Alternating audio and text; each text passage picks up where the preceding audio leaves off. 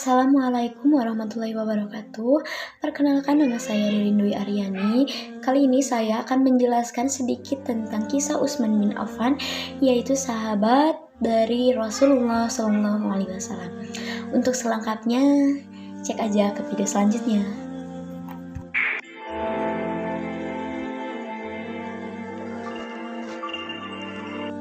Utsman bin Affan lahir di Mekah 5 tahun setelah tahun gajah.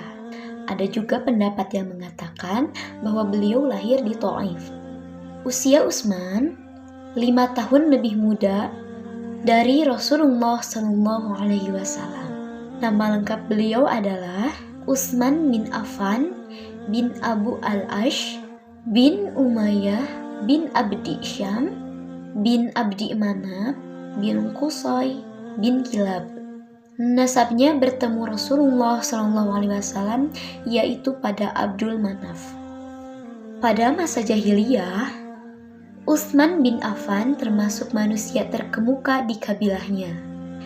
Dia orang terkenal, hartawan, sangat pemalu, halus tutur bahasanya, dicintai dan sangat dihormati oleh kaumnya.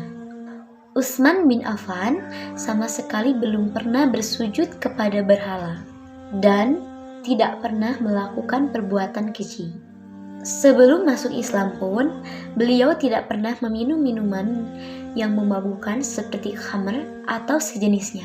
Utsman sangat memelihara pandangannya. Beliau juga sangat menguasai ilmu pada masa jahiliyah tersebut.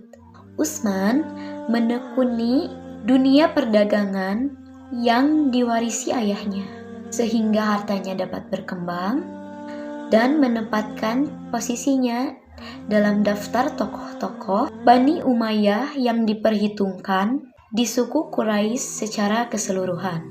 Utsman bin Affan termasuk as-sabiqunal awalun atas ajakan Abu Bakar Asy-Siddiq. Rasulullah SAW kemudian menikahkannya dengan putri beliau yang bernama Ruqayyah. Ketika kaum musyrik menyiksa kaum muslimin, Utsman bersama istrinya hijrah ke Habasyah. Kemudian kembali ke Mekah sebelum peristiwa hijrah ke Madinah. Istri beliau, yaitu Ruqayyah, meninggal saat perang Badar. Setelah itu, Rasulullah SAW kemudian menikahkannya dengan putri beliau yang bernama Ummu Kulsum. Itulah sebabnya Utsman bin Affan memiliki gelar Dzun-Nurain, yaitu pemilik dua cahaya.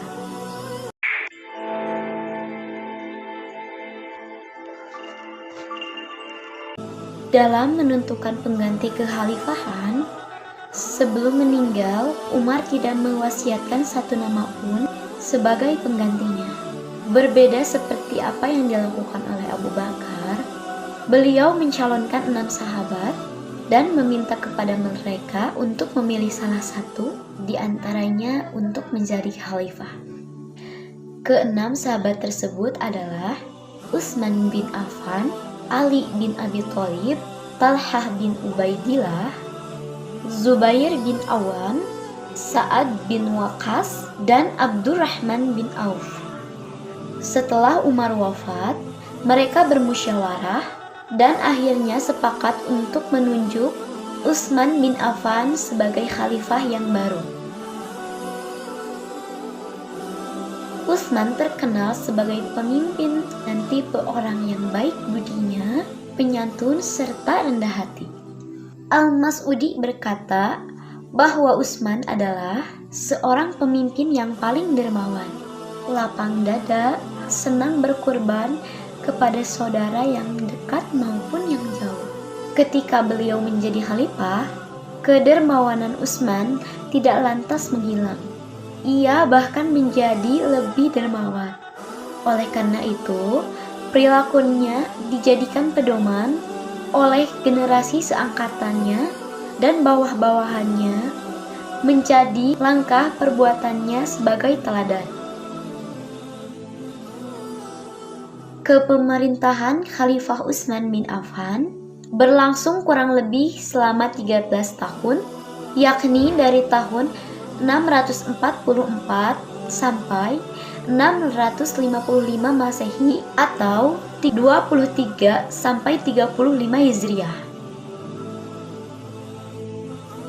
Dalam pemerintahan Utsman tersebut, terfokuskan pada perluasan wilayah Islam dan pembangunan fisik dalam kota, termasuk renovasi Masjid Nabawi dan Masjidil Haram. Kodifikasi Mushaf Al-Quran, renovasi Masjid Nabawi, pembentukan Angkatan Laut, serta perluasan wilayah Islam. Kelemahan atau kekurangan pada masa pemerintahan Utsman bin Affan yakni sifat nepotisme Utsman. Ia menempatkan keluarganya pada pemerintahan gubernur di masing-masing daerah. Sumbangsih terhadap peradaban Islam pada pemerintahan Utsman bin Affan adalah melakukan kodifikasi Mushaf Al-Quran yang dimana sampai saat ini dapat kita rasakan manfaatnya. Banyak terjadi fitnah dikarenakan kebijakan Utsman bin Affan yang mengangkat saudara-saudaranya sebagai pejabat pemerintahan. Pengangkatan Marwan bin Hakam sangat tidak disukai oleh masyarakat kaum muslimin. Kaum munafik menyebarkan fitnah dan hasutan. Kemurahan hati Utsman bin Affan pada Marwan bin Hakam membuat banyak orang membuat kerusuhan di daerah.